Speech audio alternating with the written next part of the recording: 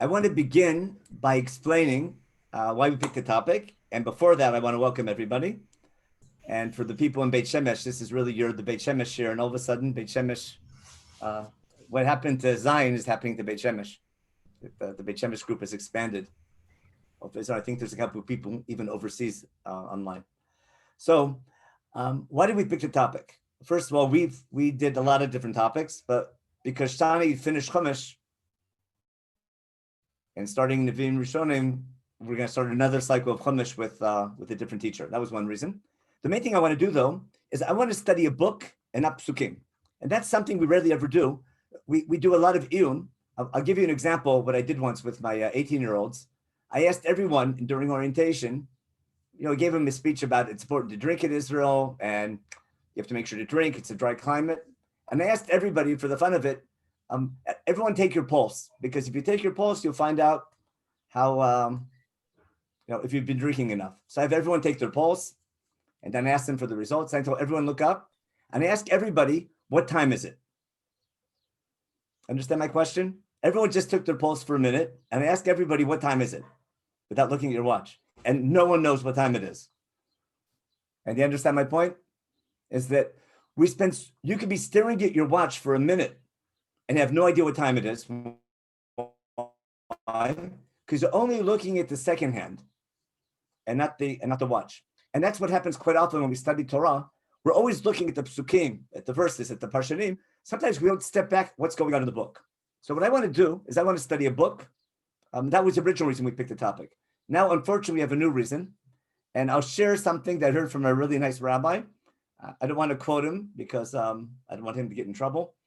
But on the news this morning, the last couple of days, in fact, the last couple of weeks, there's a big issue about how we treat, our Jewish brethren, both the non-religious and the religious and the secular and what's called the Haredi.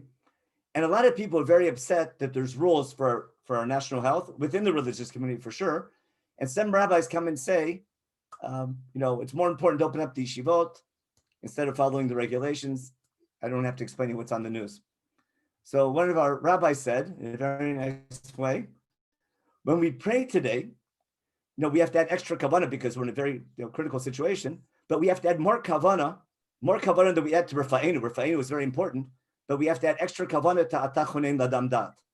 Sometimes we ask God to give us, we need more help from God, making sure we use our wisdom properly to help us use our mind, because everyone wants to do the right thing. No one's saying these religious people will say, let's open up the school system, that they don't care about health. They care about health. It's a question, how do you prioritize their values? And that's why we want to use for introduction. It's not a question between good guys and bad guys. The question is, when you study your Judaism, how do you prioritize when you can't fulfill all your values at the same time? Everyone knows health is important. Everyone knows Torah study is important. How do you value when there's a clash? And to do that, you need to prioritize. How do you prioritize? You have to know what your core values are. There's the core values and how they stem down. And therefore, my introduction to the whole class is as follows. What I want to claim is halacha, Jewish law, is how we live our lives. Tanakh is how we lead our lives. Understand what I mean? In fact, I think I even have it on a, do I have a, let me share my screen real fast. And I have it on a Adobe, here we go. So we talked about teaching a book and talk about current events and challenges of what I call wisdom. And how do we balance our values by prioritizing? And I think the study of Tanakh can help us prioritize. How do we know what our core values are? So again, how we live our life is halakha. How we lead our life is Tanakh. I want to give you an example of what I mean by this and how we're going to study Sefer Breishit from the word halakha. Now, how would you translate halakha into English?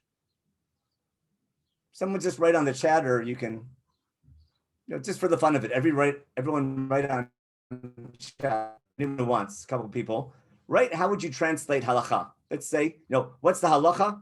Just translate the word halakha. Let's see what we get here. We'll have a little fun on the chat. Let me see the chat. I can't see the chat. How come I can't see that? Here we go. H4, Jewish law. Okay.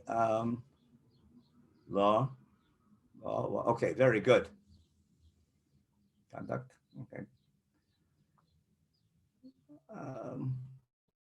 I'll have to go with way to go. That's good.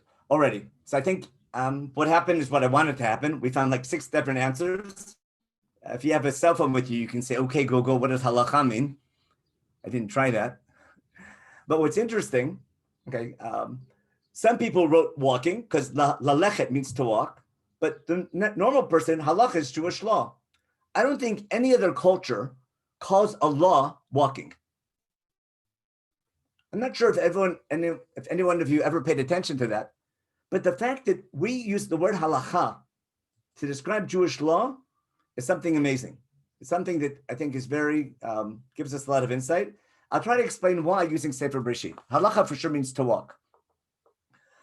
Now, my claim is that Tanakh is a book of principles. We don't open up Tanakh and Paskin. We don't open up Tanakh like Shulchan Aruch. Oh, what do I do today? I open up Tanakh. How do I live my life today? I study the book. The book, I derive principles. The rabbis over the generations, what do? They study their sources, Torah Shebichtav, Torah Sheba'al Peh, the oral law, the written law. They derive principles, and they apply those principles to their time period, to their society, to the questions that confront them. And the bottom line, Rabbi, what do I do? That's the halacha. But you base halacha not on opening a book. You open it by reading lots of books, deriving principles, studying, comparing, and then reaching a conclusion. But many times halacha is going to be sometimes even a compromise, or how do I do the right thing? Now, but why is it called halacha, to walk? So in Sefer Breishit, there's going to be a theme of walking. If you weren't, I guess you weren't sure this week already. Where do we have walking in this week's parsha? Anyone remember? Who did a walking and whether it was good for him or not? Yeah, the first person to walk, remember, was Chanoch. Excuse me? No, Cain didn't walk. It wasn't Cain. It was Chanoch, wasn't it? It's really interesting. The name Chanoch sounds very much like Chinuch. But Chanoch was mitalech with God. Remember that from chapter 4? In fact, I can share my Tanakh with you. Look in chapter, I'm sorry, in chapter 5, when we get the genealogies of, where are we? Here we go. If you have your regular Tanakh, it's even better, but one real fast. What do we find in chapter 5? When we get to all the genealogies, we get to Chanoch. Chanoch lived 65 years. I'm sorry, he gave birth to Metushelach. Then it says, "Vayitalech Chanoch et Elohim achrei haludot Metushelach." He walked with God. He lived 365, and then we're told at the end, "Vayitalech Noach et Elohim ve'ineno ki lokach oto Elohim." As opposed to everyone else in the list who says that they died. At the end of every one, it says Vayamot, they died. For some reason, Chanoch, it doesn't say that he died. He walked with God, and he's not there anymore. That implies there's something good about walking with God, even though it might cost your life, but that's not our topic today. Where do we have Hitalech again? We're going to have that. We read about this at Mincha on Shabbat. In the beginning of Parshat Noach, what did we talk about Noach? What was special about Noach? Remember, he's a tzaddik. Tamim haya b'dorotav. Etolim hitalech Noach. Noach walked with God. So it's clearly that walking with God is something good, and that's why God chose them. But of course, I'm sure you're guessing already, what makes halacha important for Judaism is later in Sefer Breishit, what are we going to see? We're going to see that Avram, before he enters a covenant with God in Brit Milah, what are we called? God tells him, Avram, hitalech lefanai v'yeh tamim. You follow the word hitalech? Hitalech lefanai v'yeh tamim. Walk before me or walk with me and be perfect. And what I want to suggest is that's a tool. In fancy English, it's called leitmotif or milah mancha. That's a tool that Sefer Breishit is using to teach a thing. Because Noach was chosen for what he was. Avram is chosen for what he needs to be. That'll be a very big topic, which we'll deal with at the book level. And I'm going to give many examples of this in a minute. But as a Jewish people, one of our core covenants with God, known as the Circumcision Covenant, but actually it's a covenant that he's our God and we're his people. Remember, God says, I'm going to make a covenant between me and you, Abraham, and all your children, for all generations. I'll be your God, you'll be my people. And therefore, this covenant is going to be eternal, an eternal covenant called a Brit Olam. And what do we have to do? We have to walk with God, or sort of lead the way. That's going to be a massive theme in the entire Torah. And it's going to be one of the underlying reasons for why God picks Avraham Avinu, which we'll see will be a big theme in Sefer Breishit. But the fact that we're commanded as a people to walk with God, how do you walk with God? And that's why some people wrote walking with God or the way to walk. In Jewish life, we walk with God, and picking the word halacha to describe the bottom line decision of how to live your life as a Jew, I think is very meaningful.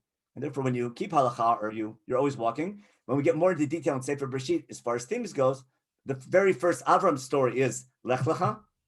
He begins a journey. The very last Avram story, I'm sure you know, is the Akedah, also Lech Lecha. It's when it's Lech Lecha from Chutz La'aretz to the land of Israel. The last one is Lech Lecha, within from Beersheba to Har Moriah on the way to the Akedah. But both the first and last stories about Avraham Avinu is walking, and that's pretty much Jewish history. We're always walking. If we're going the right direction, that's something else, but we're trying our best to walk with God. So that's going to be a little example of how we study a book. Just to put sort of icing on the cake on that idea, is that in Sefer, I'll share one other screen with you. If you look in Vayikra, in Parshat Bechukotai, in chapter 26, which I'm sure you remember, it says, what's the reward if we follow God? What's the punishment if we don't follow God? So in Parshat Bechukotai, in chapter 26, what are we told? If you follow my laws, he'll bless us, etc. And then God says as follows, V'natati mishkeni b'tochem v'lo tigav nafshi etchem, v'talachti b'tochechem, v'aiti lechem l'Elohim v'atem tuli la'am. If you were paying attention on Rosh Hashanah and Yom Kippur davening, especially on Yom Kippur, we just said this idea over and over again, that he's our God, we're his people, saying it in many different ways, and God will walk with us. And that brings us back to Gan Eden, because before we have Chanoch walking with God, we had God himself walking in Gan Eden. And if God's walking with you in your presence and you're not worthy and you feel that you're naked, you're probably going to hide from him. Remember, that's the story of Cain. I mean, that's the story of Adam Arishon and Gan Eden, where they hear the voice of God walking in the God, and Adam has to hide because he's embarrassed because he did something wrong. Okay, so that was a short little introduction about the word halacha. Just an example of something that Sefer Breishit does to develop its thing. What I want to do today is an introduction. I want to give an example of methodology of what I want to do as far as we study a book. And now I'll do something a little bit boring, but it's important to understand the methodology. Let's go back to our little outline over here, which I can share with you later on. We talked about the word halacha just as an example of, so what do I do? So if you study Tanakh and its themes, that will give me a tool to better make decisions. How do I prioritize? Let's say I want to walk with God. What's the right thing to do? What law do I, it's impossible to write every single law in Shulchan Aruch. They try their best, and our scholars try even better what to do to make us robots, but there's no way. Every day, we're always confronted with balancing our values, especially nowadays in times of crisis, when values are conflicting. What's important? Everyone knows, in outdoor minions, what do you skip, what don't you skip? All of a sudden, Putin, sort of got the cut. If you don't understand how the sitter works, you can't understand what to cut when you have to make a decision what to do on Rosh Hashanah and you have limited time to daven. So we talked about Jewish law is called halacha, and we started with Chanoch. Now, here's the boring part, but something important to begin with.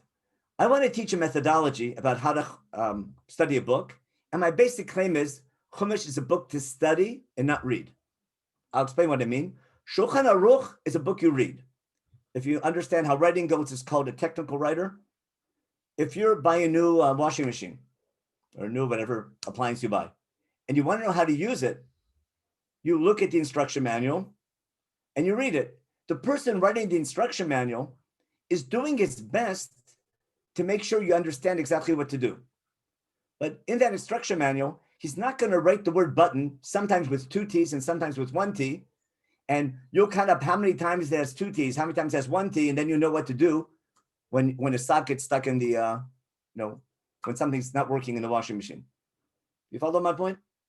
A technical writer is going to try to be as precise as possible to get the message across. And the same thing in Shulchan Aruch. When you study Tanakh, the message isn't so clear. There's numerous stories that it's very hard to decipher what's God trying to tell us. My claim is Chumash is a book to study, and the core messages of Chumash are not given frontally. It's something you have to study to find out. And that's going to create a tremendous challenge because it forces us to study a book and not just read it. But the big question is going to be, how do I know that I understood and got the message properly? I'll give you an example before we get to book club. Pretend you're in an art museum, in case they ever open up again, and there's an art museum, and you're walking by, and all of a sudden you see 20 people staring at a painting for 20 minutes. I'm sure you maybe saw that before. What are they doing? They're making an assumption that that artist wasn't just taking a snapshot. That artist had a message to give over. In that drawing, in that painting, he wanted to give over a message. Not sure what the message is. And painting doesn't come with, this is the message. What you do when you study art, or same thing with music, or even in literature with book clubs, assuming there's a deeper message, you study the painting, you study the book, you study whatever that material is, and you try to understand what message was the artist trying to give me. And it could contain multiple messages. And you talk about it and argue about it. And we're going to see how Chumash does this. And that's what Chumash wants you to do. Now, we're going to talk about this approach of how do I study the book and how do I derive a message.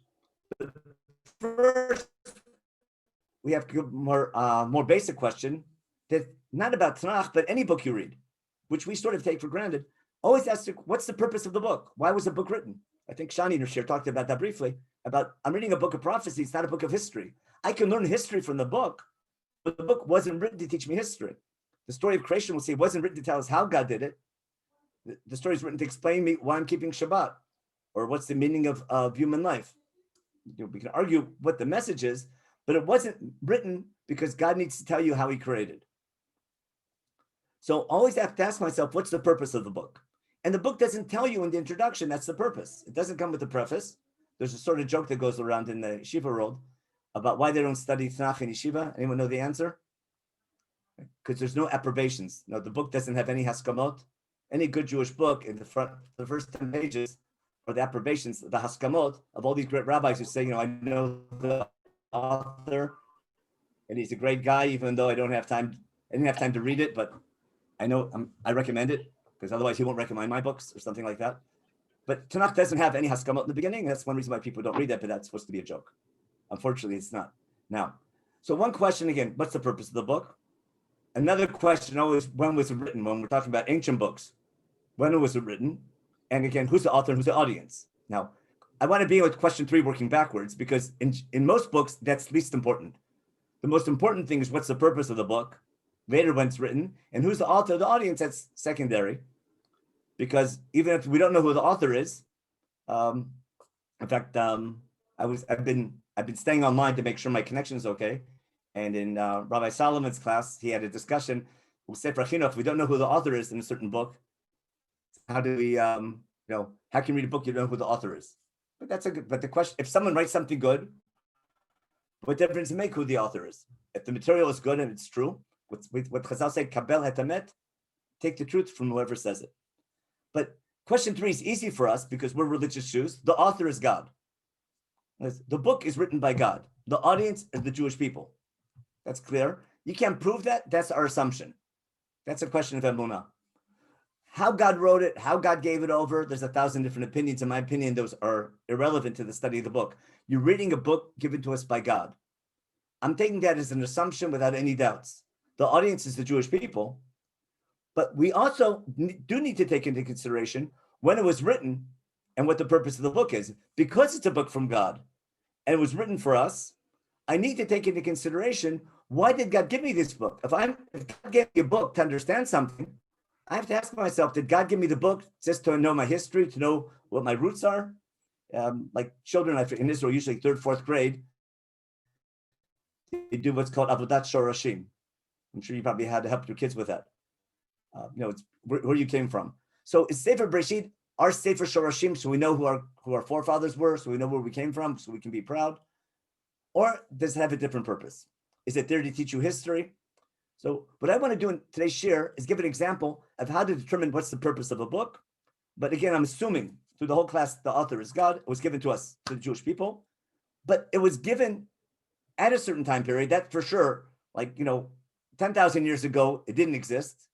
And today it's there. Sometime, in the last couple thousand years, God gave us this book. But the generation it was given to is important always to take in consideration. Just to give you an example of what I mean, there's a big difference if I'm reading Sefer Breishit as an ongoing chronicle that Avram wrote, like Noach wrote his section, Avram wrote his section, Yitzchak wrote his section, Yaakov his section, and Moshe added his, when it came to it. Or was this a book written at one time by God and given to us when we left Egypt, before we get to Har Sinai? That's what I want to suggest in our class. Is I'm going to make a suggestion that our book of Sefer Breishit was given to us by God at the time of Matan Torah, probably prior to Matan Torah, or when we're at Har Sinai, before the Ten Commandments or after, you can argue. But it was a book given to the Jewish people at Mount Sinai together with the Ten Commandments and together with when we enter the Brit. And it's to understand why we're chosen, because I have to prove that in the class, and I want to suggest that. I just think it makes a lot of sense. Now, when you understand that, that's important, because there could be things in that book that were crystal clear to the generation who received it, but thousands of years later, those messages might be more difficult to decipher. Maimonides in Moreh Nevuchim, when he gives the reason for the mitzvot that he doesn't have reasons for, he says as follows. He says, if we were living at the time of Matan Torah, if we were living at the time of the Exodus, there probably would not be any commandments that the reason would be unknown. So what he's suggesting, that a lot of commandments only make sense based on the current culture of the time. A lot of laws, he say. Now, that doesn't mean the laws aren't eternal, but Maimonides clearly claims, he says explicitly, that a lot of laws are unclear to us because we don't know the culture of the time it was given. Now, that doesn't mean the Torah wasn't written for all generations. Its message is for all generations. On the other hand, you have to take into consideration it was given at one point in Jewish history, and its original audience is the nation coming out of Egypt. Its eternal message is for all future Jewish generations. And therefore, when I'm going to study the book and there'll be certain sections that are difficult to understand, I always have to take into consideration, maybe there was something that the people coming out of Egypt were aware of that we're not aware of, or something like that. And we have to take that into consideration. We'll explain everything, maybe not, but it'll definitely be helpful. So again, what I want to do is, what's the methodology to find the purpose of a book, assuming the author is God, the audience is the Jewish people, assuming it's written for the Jewish people at the time of the Torah being given, and then we have to figure out what the purpose of the book is.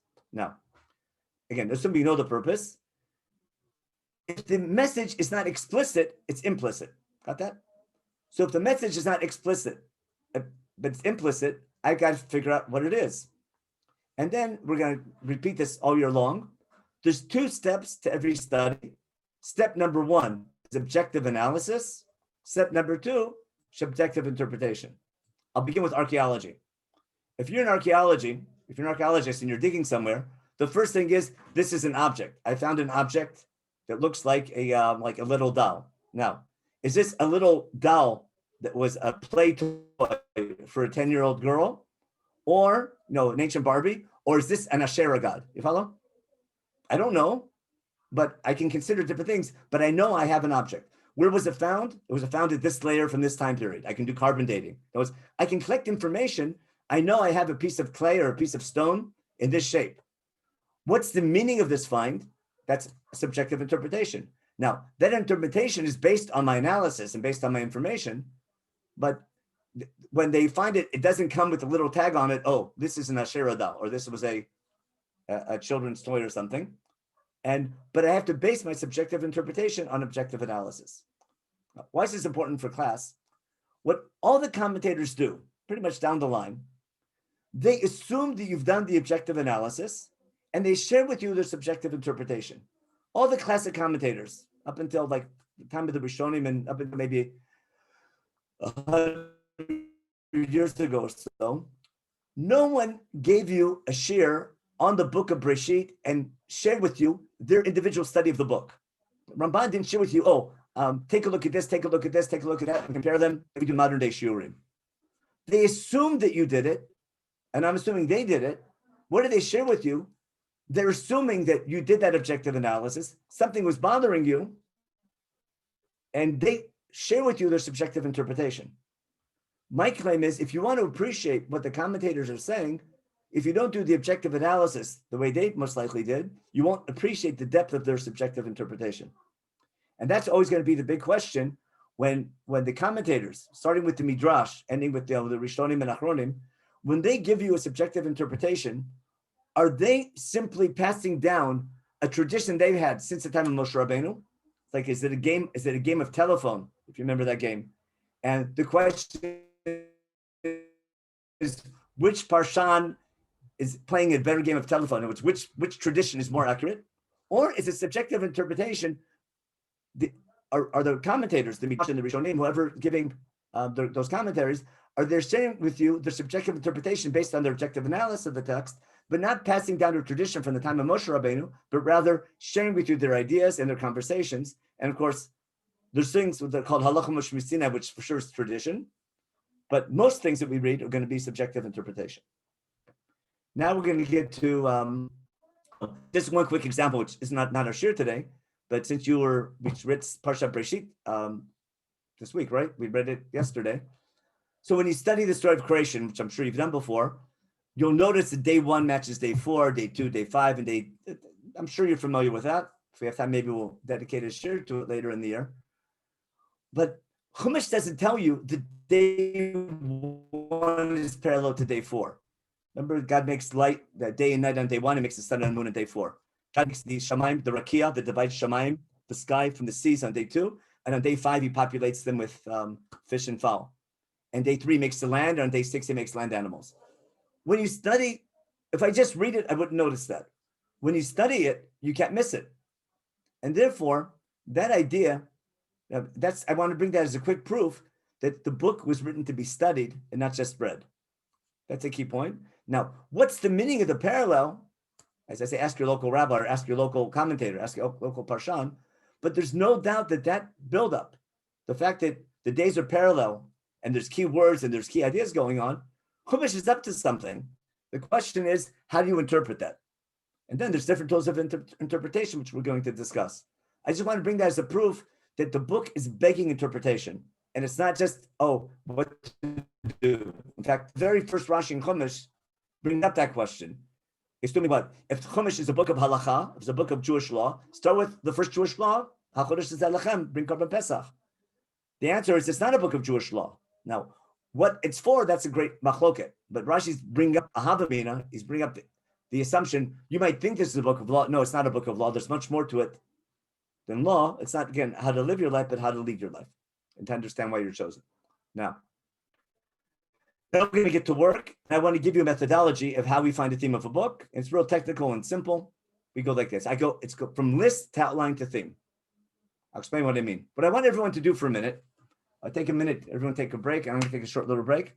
If you have a piece of paper or you can write on your computer, just off the top of your head, make a list of topics in Sefer Breishit. Put it this way. Pretend you're working for, I won't say art school now, you're working for Koren Publishers. And they're putting out Sefer Breishit with whatever translation, whatever it might be. And it's your job to make a table of contents of Sefer Breishit. So the first thing I want you to do is make a list of topics. Understand my point? Now, and you have room for it has to fit on one page. In other words, I'm not going to write on there every detail of the Yehuda and Tamar story. I might put Yehuda and Tamar as one line, but I'm not going to have, I won't go into the detail of the story. So if I have one page to write a list of topics of Sefer Breishit in the order of the book, just make that list. And what's that going to force you to do? It's going to force you to think, what are the main topics of Sefer Breishit? Got it? After we have the list, we're going to turn that list into an outline, and then we're going to turn the outline into a theme. But again, it's 12:18 now. We'll pick up 12:20. We'll take about 3-4 minutes. Okay. So what I want you to do is just everyone on their own, in their head, or better if you write it, just make a list of what you would say is a list of topics for Breishit. And if you want to turn it into an outline, even better. And again, if it's an outline, the outline includes that list of topics, but the outline takes that list of topics and puts them into categories. So the first thing I want you to do is make a list of topics in Sefer Breishit. When you finish the list, don't make your outline until you finish your list. But first make a list of key topics that would fit on one page. That gets no more than 20 lines or so. 20, somewhere like 10, somewhere between 10 and 25 lines. And make a list of topics that you would think belong in a table of contents. And after you have your list of topics, I want you to make an outline. Again, my assumption of my class is everyone's read Sefer Breishit at least 20 times. So we're not going to read. I'm assuming you know the stories. So I want to ask you, what stories do you remember and what ones do you think are key? Let me just check the chat real fast. Make sure I didn't miss anything. Chat. 1 second. Alt-H, here we go. Okay. And already very good. And also, yeah, one point, because I noticed something. In your table of contents, I don't want interpretation, I want topics. You follow? What's the story, not what's the interpretation of it. Like, there's no topic should be family feuds, even though there's lots of family feuds in the book. You might write the story of Yosef and his brothers, but the topic is not like, how to raise children or something like that. Just, again, make a list of topics without their interpretation and try to turn the list of topics into an outline. The interpretation we'll get to for the theme level. We'll pick up in 4 or 5 minutes. Let me just check the, let me undo my share and make sure there are no questions. Okay, if anyone has any questions, if I have to look at you guys, it's okay, we hope we're doing okay. Just one last thing, is my the audio is okay, it's clear? It doesn't go in and out? I want to make sure I don't have to change anything already. If it's not, because we need to improve for this first week is like testing everything. So we have to test the system. Okay, very good. Okay, we'll pick up in 3 or 4 minutes.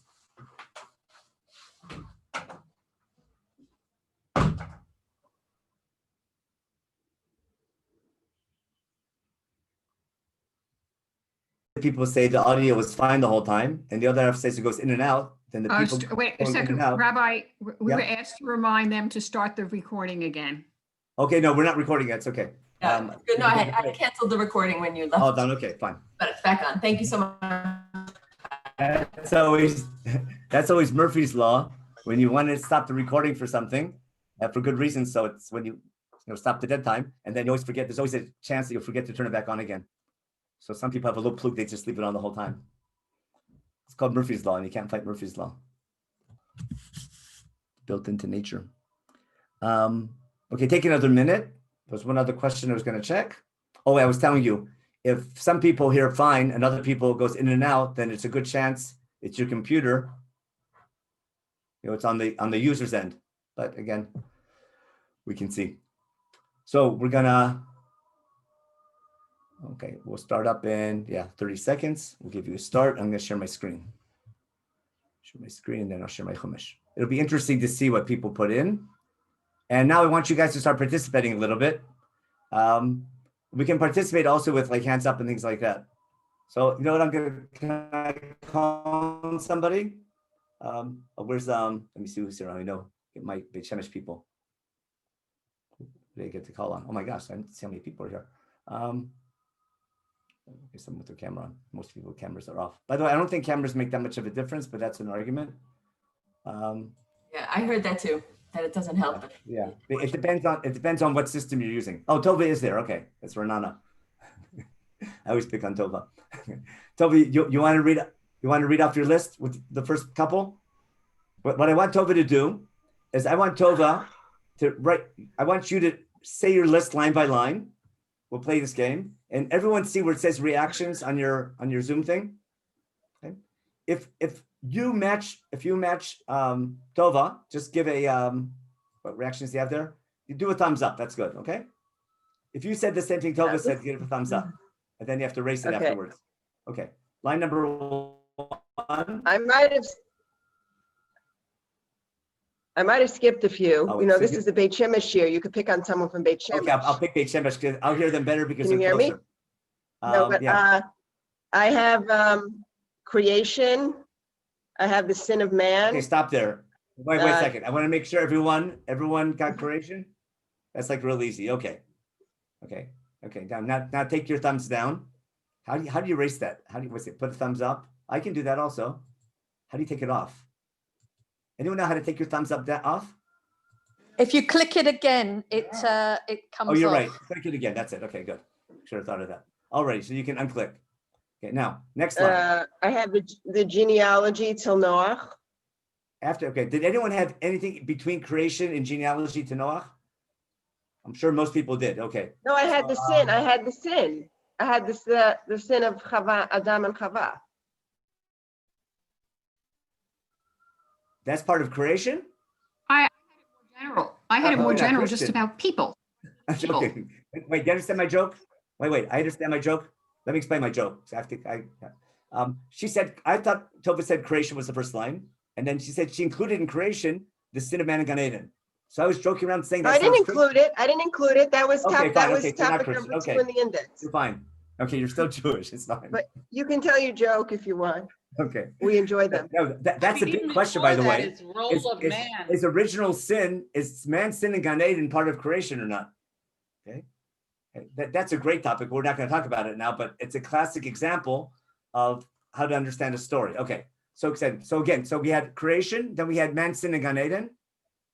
Oh, I forgot Cain and Hevel completely. Okay, Cain and Hevel. Okay, continue. Okay. Okay. The flood. Okay. Continue. Abraham going to Canaan. Okay. So did anyone put the war of the 4 and 5 Stop here for a second. Right. If I understood Tova correctly, actually, Tova, I'm going to pick on your sound goes a little bit on me. It's fine. I'm going to pick on who has. I'll try Paula. We want to give it. Was Paula's in Beit Shemesh? What's your sound, Paula? Okay. We don't hear you. Okay. Hi. Okay. Good. I want to see if maybe your sound's better. I'm going to review what I heard from Tova. Even if you didn't say this, I'm going to pretend you said this. From Tova, I heard creation, Gan Eden, Cain v'Hevel, the flood, Abraham. Okay, which is fine. That's definitely correct. Now, it's missing. Tower of Babel. The Tower of Babel. Now, there's a good reason why most people would not put the Tower of Babel in their outline. Why? It's only 9 verses. You follow? The flood is like 3 chapters. Fine. Short, yeah. Gan Eden, that's yeah. But what about it's genealogy? Probably too short for a topic. What? And also the genealogies, but it makes sense to skip them because they're boring. You understand? The 2 things that Tova, I'm glad she skipped. Even if you didn't, I'm pretending you skipped them because most people do. Most people write creation, Gan Eden. A lot of people put creation and Gan Eden is the same story, which there's logic to. Then you get Cain and Hevel because it's a famous story. Then we go to the flood. Then we go to Abraham's stories, and we'll go on. But 2 stories which were not in the list were genealogies for a good reason, because boy, are they boring. Right? And number 2, I wrote it even though it's boring.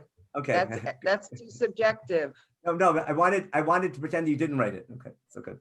Oh, okay, I'm sorry. Okay, most people don't. And the Tower of Babel is too short. Including myself. But I agree with Paula that I think we should include it. We'll see why we have to. But what about that weird story with the B'nai Elohim? I call it the first Me Too. You understand what I mean? Because B'nai Elohim, there's humans and there's God. There's one God and everyone else is human. There are no angels. There's no half human. That's what do you call it? Mythology? That there's half humans. B'nai Elohim are people who think they're like gods. Now, there's a lot of humans who think they're gods. And because they think so much of themselves, in fact, judges are called Elohim, aren't they? Anyone with power is called an Elohim. And because they have so much power and they can live forever and they're so wealthy and everything, they can do to women whatever they want. Is that what's happening there? That's what Chumash is screaming, isn't it? That God's not happy with it. I call that the first Me Too story. If you've been on, now I'm dating myself. This year was after 2000 and whatever up to. But I see that the first Me Too, and there's no doubt God's not happy about that. And the fact that someone Jewish involved, that's like, it's a sign that something's wrong with our Jewish education. And that's why one reason I want to give this series, because not just balancing values, there's core values that there's no way certain things that Jewish people shouldn't be doing if they studied the Bible. Now, back to our outline now.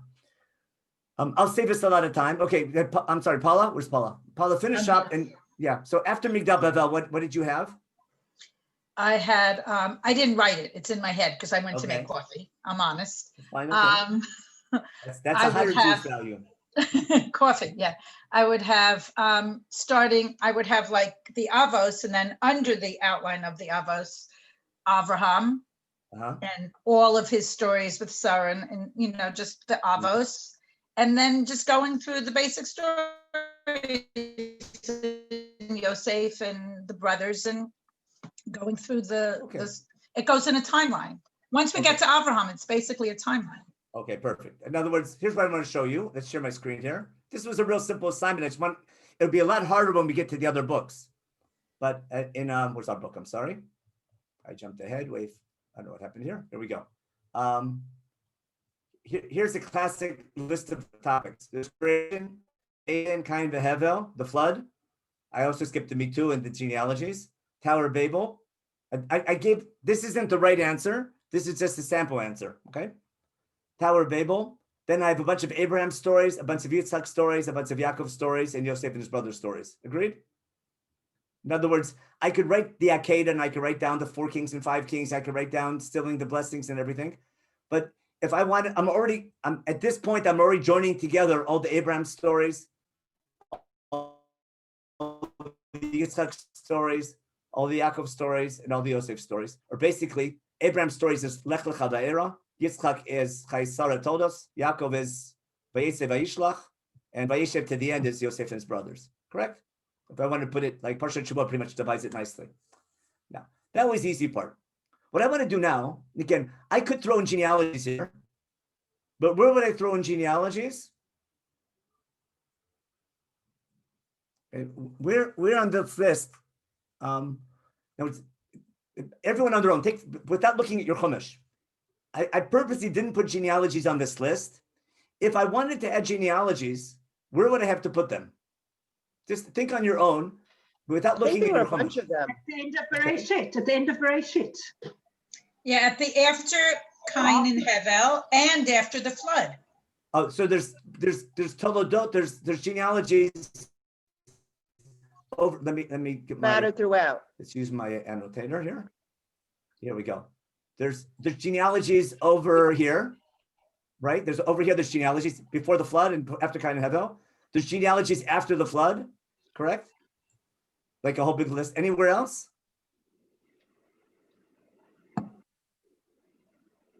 And just before Abraham goes to just before Lech. At the very end of the book, I think. Oh, there's genealogies at the end of the book. Are there genealogies? That's a good question. But those are blessings, aren't they? We have the 12 tribes. Oh, we have the 70 people going down to Egypt. That's cool. Soon. There's genealogies before Yitzchak and Rivka meet, showing Rivka being born. Ah, that's right. We read that in Rosh Hashanah. There's genealogies. A second. There's and then there's also with Esav. All of Esav's genealogies. I have to clear this and go back to my mouse. Genealogies. Yeah. But isn't the genealogy after the Tower of Babel? Isn't the genealogy after the Tower of Babel not okay. So I'm going to we have genealogies after Cain and Hevel, genealogies after the flood, genealogies after the Tower of Babel, genealogies after the end of the Avram story, because Rivka needs a shidduch, remember? There's genealogies at the end of the Yitzhak story. And there's genealogies after, are there? We'll have to see. I guess, you know somewhere we're going? What are we going to find today? Almost every section, they might be short, they might be long. Every section is almost divided up by genealogies. I can almost build a table of contents based on genealogies. Some short, some long. And that's let me take a step back for a minute to understand in case I lost somebody. Most of you did not put genealogies as a major part of the book because they seem to be rather secondary. On the other hand, when you study at the book level, you're going to find that we find the word Toledot over and over again. Okay? And at the end of the book, what's interesting, we no longer have Toledot. Someone mentioned we Toledot when the 70 people go down to Egypt. But there, they're not introduced as Toledot. They're introduced as, anyone remember? The names, which takes us to the next book, doesn't it? Yeah. Isn't it interesting that Breishit is Toledot and Shmot is Shmot? Now, that could be something technical. The question is, that's something you have to notice. That's objective analysis. I want to use this to explain what I mean by objective analysis. It's objectively clear that throughout Sefer Breishit, we have Toledot, some long, some short. There's even Toledot Esav, remember? And there's Toledot everywhere in the book. And they come pretty much as delimiters between different topics in different sections. That's objective. Why is Sefer Breishit doing that? We don't know. It doesn't say why I'm doing that, but I'm assuming that there's a reason for it. Is that crystal clear? And therefore, when you study a book, that's what I'm trying to get across. The first thing you have to do is notice the patterns, assuming that there's a reason for the patterns more than just knowing what happened. And Chumash it could be that Sefer Breishit might be using genealogies in order to deliver its message. But before I can success with the messages, I need to pay attention to that phenomena of Toledot. Okay? We're going to return to this later. I'm not sure if we'll finish it today, but that's going to be really important. Is that crystal clear, I hope? I'm trying to go nice and slow today just to get the methodology straight. Because in every class you go to, it should be, in theory, every class you go to in Chumash, half the class should be objective analysis. The second half should be objective interpretation.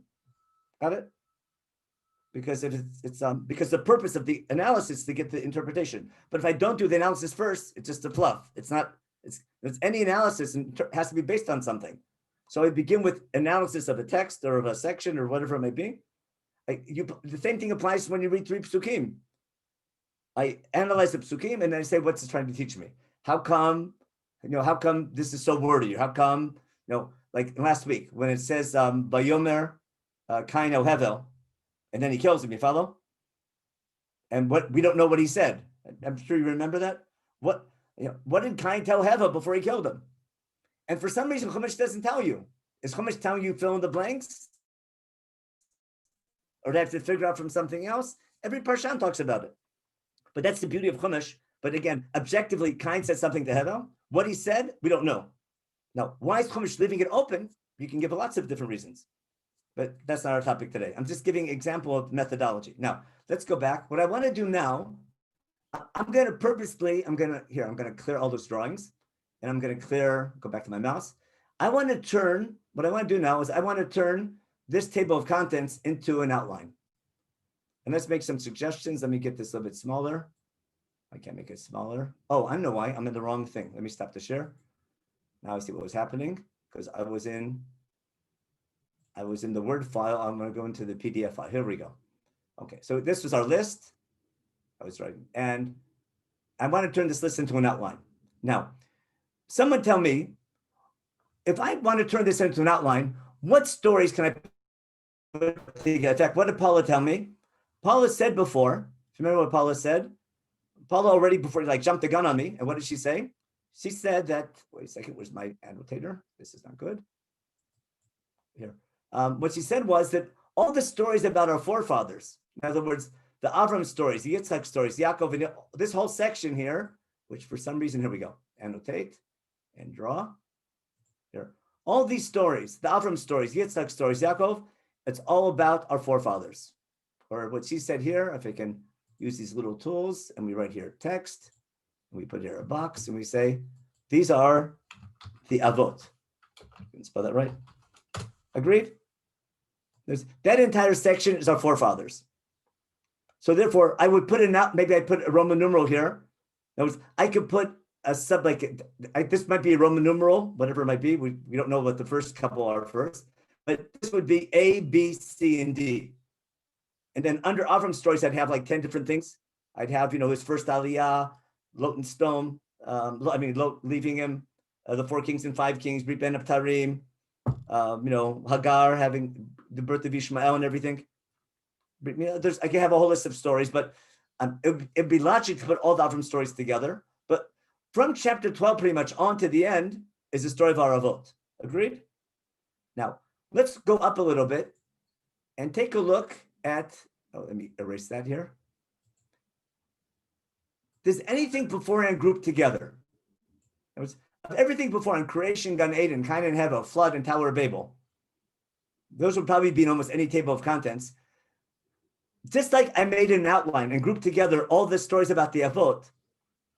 Let me give you a negative definition. How do they all group together? They're not about our forefathers. Is that good? In other words, everything from here. Where's my annotator again? I lost it. There we go. Everything from here is about the Avot, right? Everything beforehand is not about the Avot. But that's a negative definition, right? Or basically, this is universal and this is particular. Now, but other than the fact it's not about us, it's about everyone. It's about all humankind. Is there anything that these stories share in common? Understand my question? Sin and punishment. Is there a sin in Gan Eden? No, well, it seems to be creation, sin, and punishment. Wait a second. Is there in Perek Aleph, is there a sin in creation? No. I don't think so. Actually, according to the rabbis say that the tree sinned, didn't they? Remember, God said an eitz pri osepri, and the tree was an eitz osepri. You familiar with that midrash? It's so deep. If we have time, we'll get to it later on. But that's an amazing sin. But in Pshat, there's no sin in creation. Okay. Is there a sin in the Gan Eden story? Yes. Big time, isn't there? That's like the main focus, isn't it? Who to blame it on? That's something else. But there's definitely a sin in there. Now, and is there a punishment or not? Yes. Sure, yeah, you could say there's a punishment for sure. Okay. How about Cain and Hevel? There are two sins in. Yeah. Yes. Okay, so that everyone agrees on. Let me just do something real fast. Okay, I just did a quick mute because there's someone left to think on, but you can talk. Don't feel free to talk. I just had to do a quick mute of everybody. There was both punishment and a curse. The snake was cursed. The others received a punishment. They were taken out of Gan Eden. Who says that's a punishment? You want to be so close to God all day long? You want every day to be Yom Kippur? I'm just joking, sort of. I'm going to say, put it this way. I'd rather say, okay, I'll agree for now with sin and punishment. Okay. Cain and Hevel, that's sin and punishment, isn't it? Because for sure, Cain thought he had, in fact, I wouldn't even call it the story of Cain and Hevel. It's a story of Cain's sin and his punishment, isn't it? Hevel is only he's the background. It's a story about Cain all the way through. The flood. Isn't it significant that it's the introduction of death? So this is introduction of death is day 3. Let me take a break for a second because you understand what I just told you. Can anyone explain what I just said, that day 3 introduces death? No one understood that, did you? No.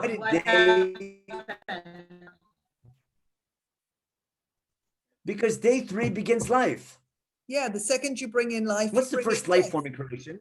Menachem. Vegetation begins on day 3. On day 1 and day 2, there's elements. The Big Bang can explain day 1 and 2 in the first half of 3. But life forms, that's whoa. That's a whole new ballgame. All of a sudden, there's things that live and die. But death only begins, there's no death without life. So as soon as you introduce life, you have death. But everything alive can recreate itself. Remember, Esep Zorea Zera, Eitz Pri Osepri. Now, life forms are very confusing. Why?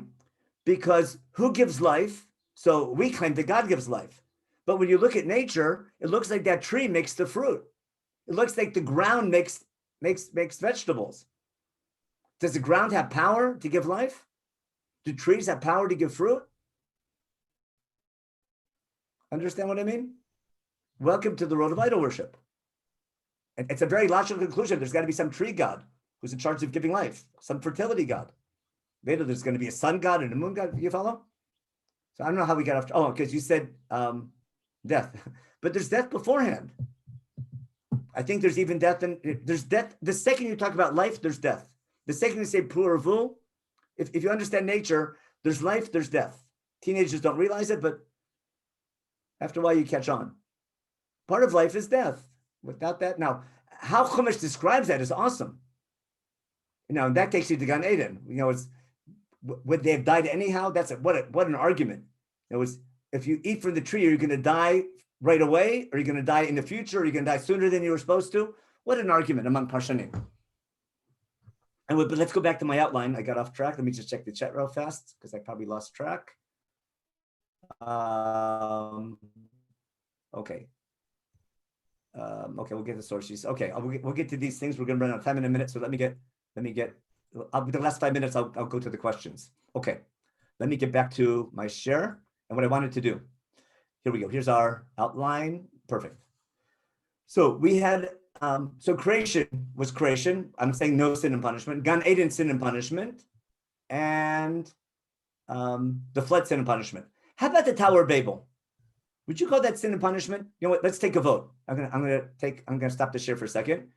And now I have all these beautiful screens up on the gallery view. If you would call Tower of Babel sin and punishment, give me a hands up, just for the fun of it. Okay, I can't see everyone together. I can only see some of you, but. Okay. Please repeat the question. I'll repeat the question. The story of the Tower of Babel, Migdal Bavel, would you include that in sin and punishment? Okay, and not everyone, a lot of people put their hands up. Okay? But not everybody. Now, just for the fun of it, you can actually use your own hands. That's a good idea if you have a camera. Now, who would say it's not sin and punishment? Yes, anyone who? Okay, got that? Oh, from my point of view, that's half and half. I'm making count, actions and consequences? Oh, exactly. That's the difference. Whether it's a sin or punishment, that's a good question. Ask your shul rabbi, is a breakaway minyan good or bad for the shul? Should everyone be in the same shul davening together, or should we have an ashkama minyan, breakaway minyan, kids minyan to follow? Does that make the shul stronger or weaker? That's a good analogy, I think. It's a thought of that, but that's a good analogy, isn't it? But it's scattering. There's no death there, is there? No one dies. With Adam and Chava, it isn't necessarily sin and punishment. They're consequences, not necessarily punishments. Well, yeah, again, we'll go back to that. But in the simple, like the punishment that God tells the Nachash and then Adam and Isha sounds like his punishment. I don't want to bring examples about having babies, but I don't think it's so easy. Now, and man working, sweating, having to work hard for a living. It sounds like punishment. You can fetch a little bit and say maybe it's not, but it doesn't. It's a different type of consequence. Put it this way: what I agree with you is that all the stories before creation, all the stories before the Avot are about actions and consequences. If it's sin and punishment, you can argue. That's enough for my class today. Got my point? That's what I wanted to highlight. That's why I had that discussion. Now, because sin and punishment is not the most important topic. The most important topic is man's deeds and consequences. Consequences by who? By God. Now, let's take a look at this and look how I define it for you. I'm going to show you my outline, the way I did it, but you can argue if you want. What's our outline? Creation stands alone. I call it first sin and punishment, or we'll talk about now divine providence. We'll see in a minute. Because Cain and Hevel, and the Tower of Babel, that's what, did they sin or not, or were they punished? That was our quick discussion, which we're going to run out of time for. And then the stories about our forefathers. You understand the three sections? Now, before I go farther, what's my point? There's no doubt that the main topic of the book is the stories about our forefathers. That's clear, isn't it? That's the majority. That's 40 out of 50 chapters is about our forefathers. And now about them, about how who's chosen, who's not chosen. We'll spend a lot of time on that later in the year. But if it's the same book, there has to be a thematic connection between Roman numeral 2 and Roman numeral 3. Does that make sense? I want to make sure it's crystal clear about how to study a book. I'm going to assume that the primary theme of the book, especially if it was given to Am Yisrael coming out of Egypt by God, and the rest of Chumash is about being a chosen nation, it makes sense that I need to know who chose us, why we're chosen, where we're going to, and I want to suggest the purpose of our chosenness. So if God's going to give us a book about our being chosen, it should at least allude to the reason of why we're chosen. So I want to assume that there's some connection. I don't know what it is yet, but there must be a connection between not just creation of humankind and then God picking Am Yisrael, but the fact that there's I'll call it divine providence, there's sin and punishment or actions and consequences that relate to, if there has to be some reason why God picked our forefathers or why God picked the nation. I want to assume it must be related some way to all the stories that preceded. And therefore, when I read Roman numeral 2, all the stories of sin and punishment or consequences for human behavior, are they there as a foil to understand in more depth why we're chosen? Got it? Or they just God wants to let you know what happened? Is God teaching us, God doesn't care about anybody else, everyone else is bad, only we're good? I'm sure you've heard that approach. We're God's people, we're perfect, we have perfect genes, everyone else, they can buy retail. And we're so thankful to God that he chose us and everyone else is Rishonim. And we just have to learn how to hate them and thank God for loving us and things like that. Or are these stories there to help understand what's the underlying reason of why we're chosen and what's the Torah all about? Got it? Again, I'm not giving What about Hashem creating the world? Oh, I skipped that on purpose. Oh, okay. I got to start somewhere. But I'll begin with creation. But after creation, let me explain why. We're going to run out of time for change. We have lots of time. We have a whole semester. Today I want to introduce the methodology. I just start running on and I lose track. So I got to be careful. What I want to let me show you my what do you call this equation? What I want to claim is that divine providence, we call in English hashgacha pratis or hashgacha klalis. You know what hashgacha is. Now, that the hashgacha is a function of man's deeds. Because I can believe that God created, for sure. I can believe in God. I can believe he created, how he created, who knows, but I can believe that the creation is not just some accident, but there's some divine God who created everything. But once creation is over and the laws of nature are working, right? There's laws of nature. You can figure them out after a while. You can throw something up, throw an apple up, and realize it always falls down. Through study and using the human mind, you can understand the laws of nature. And you'll notice after a while, the sunrise, sunset, there's a cycle of a year. Hey, the moon makes a cycle once a year. Sometimes it's big, sometimes it's small, but there's consistency. There's planets, there's stars, you follow?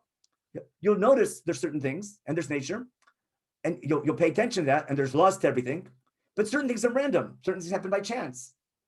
And the question is, even if you believe that God created, the question is, after he created, does he continue to watch over his creation? I call that religion 101. And every religion begins with this equation, that not only did God create, after he created and made all the powers of nature, he continues to oversee his creation. And the way he oversees his creation is a function of man's deeds. Now, there's 3 steps. I can say he created and, I think it's called deism or something, like he made a stadium and go play ball. I don't care. Or it could be that he created and he watches over, but he does it randomly. Ask an astrologist. You follow? God continues to watch over, but it's not a function of our behavior. It's just, he might have whims one day. Oh, I want to do an earthquake today. Tomorrow I'll send a virus. You follow? Without any connection to man's deeds.